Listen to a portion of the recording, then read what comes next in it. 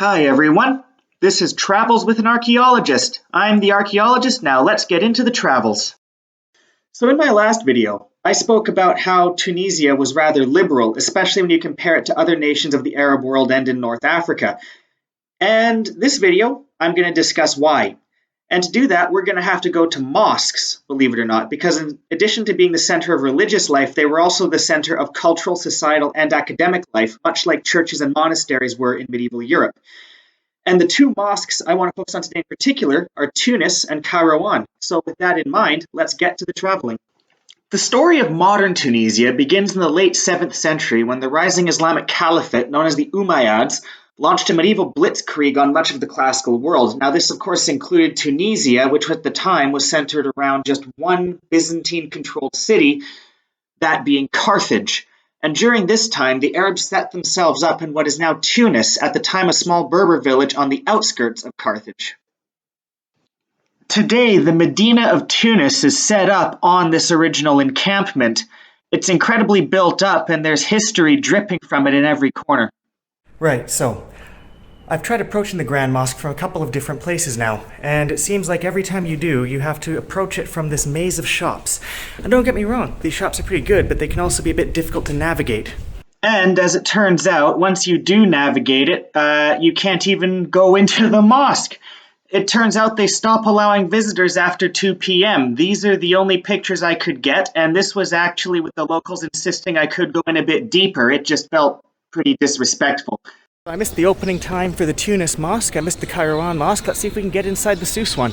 I'm here well before 2 o'clock this time. As it turns out, mosque opening times do seem to vary a bit randomly, and I couldn't get into that one either. Oh. Anyway, if you can visit grand mosques, do so. Because they can get very magnificent, as the Blue Mosque in Istanbul does show. And it's around these structures that medieval Arab life turned and where the Arabs had a great awakening. The 8th and especially 9th century saw a golden age spread across the Arab world, which at this time stretched from Kazakhstan into Spain. And Kairouan, North Africa's glorious intellectual capital, became the most important city in the western half of the Caliphate. Now, Kairouan is the fourth holiest city in Islam, behind Mecca, Medina, and Jerusalem. What's less well known is that's actually the most academically important city in Islam as well, behind Cairo, Baghdad, and Cordoba. Probably third once you count Cordoba being conquered by Europe. It's kind of criminal just how little is written on North Africa in many English histories, and on the Aghlabids in particular. It's treated almost like a backwater, and yet it was here in Kairouan that the ideas of secular education were expanded and refined. The Aghlabid education system was largely non-religious, following the Socratic method developed by the Greeks. And this method of scholarship, although it was found throughout the Arab world, held special status in Kairouan. It welcomed all sorts of great Arab thinkers and scholars, including the physician Ibn al-Jazar, the historian Abu Bakr al-Maliki, and perhaps their most famous student Ibn Khaldun, whose statue still graces the main square of Tunis. They weren't limited to Muslim men either. Kairouan produced a diversity of highly educated students, including the architect Fatima al-Fihriya and the Jewish physician Isaac Israeli ben Solomon. But Kairouan also sent its influence north, especially towards the island of Sicily, and that had implications for all of Europe. The Aghlabids held a wide empire which included Sicily, and this is actually really important, because see, the Aghlabids spread all this learning from Kairouan into Sicily, especially Palermo, which became one of the largest and most advanced cities in Europe. But unlike Tunisia, Sicily's time in Arab hands was limited. In the 11th century, the Normans came, and at the same time William the Conqueror was invading England, his kinsmen, predominantly under the Guiscards, were conquering Sicily. And this culminated with the ascension of Count Roger, who became King Roger II of Sicily in 1130. As a general rule, it's not a great idea to have figures from Europe's medieval past to admire. Nevertheless, Roger II is one I admire, because in this world that was torn apart with religious division, intolerance, bigotry, and just it found pride in how little it accepted non-Catholics, Roger II pushed back against this. Because even though he was Norman, Latin, and Catholic, he not only embraced the Arabs and Greeks as equal citizens of his country, he embraced them as equal members of his court.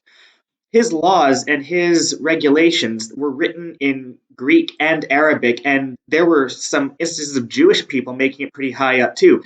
In terms of medieval Europe, he had one of the most accepting kingdoms in all of medieval European history. And yes, the Pope did absolutely hate him for it. Now, I would like to do a video on Palermo and Roger II sometime in the future, and I probably will, but we are getting off topic for it. The key thing to remember with Roger II was that Arabs and Greeks was very much a part of his kingdom, and he definitely knew about the systems in place in Kairouan. And that's important for us because one of his descendants was the Holy Roman Emperor Frederick II, who was the first man to unite Sicily with the Holy Roman Empire. But he spent very little time in the German part of his empire. He patronized Sicily more often than pretty much every other point in the empire and established Europe's first secular university in Naples in the 13th century. As a direct result of this, Naples' importance as a center of learning also played a huge part in the Renaissance just a few generations later. So Naples, like Palermo, is something I would very much like to do a video on in the future. So keep the likes and subscriptions coming because I want to know that I'm actually being watched here. But moving on, I would argue that Naples was one of the starting points of the Renaissance. Naples was really unstable politically and couldn't keep the Renaissance going the way Florence could, so it often gets overlooked. But it did play an important part. Most historians will agree, and there's even some debate that it may have been the beginning of it. Again, all for a different video.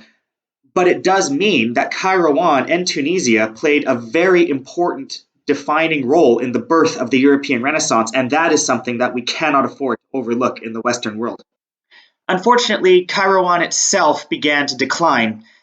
As the Aghlabids descended into civil strife, they were eventually ousted by a series of factional politicians, most significantly of them the Fatimids, an upstart caliphate based from the Tunisian city of Mahdia.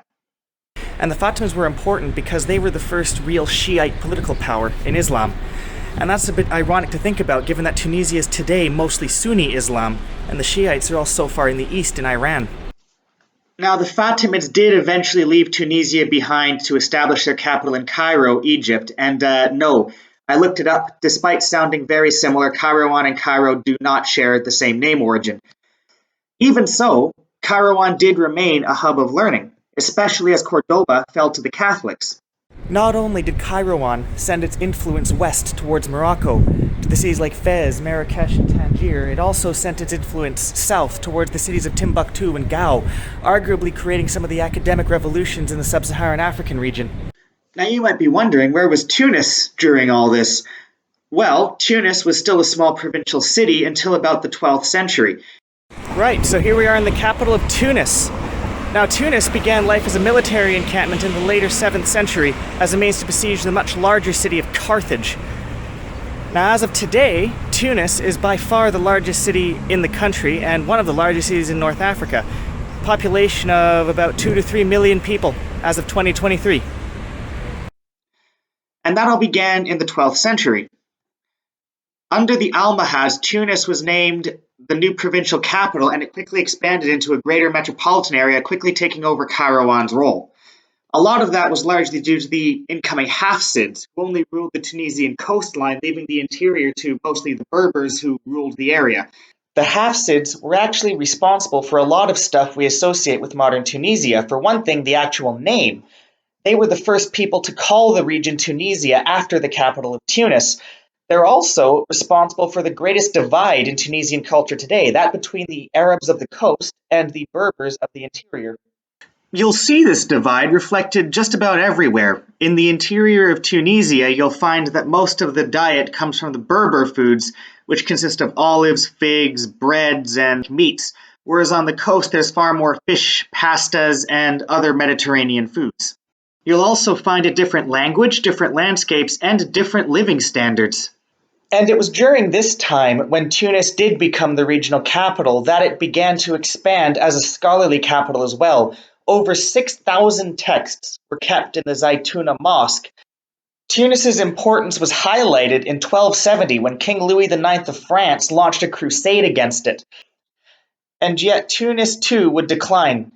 Following the decline of the Hafsids, Tunisia fell prey to Ottoman expansion, where it became a base for corsairs.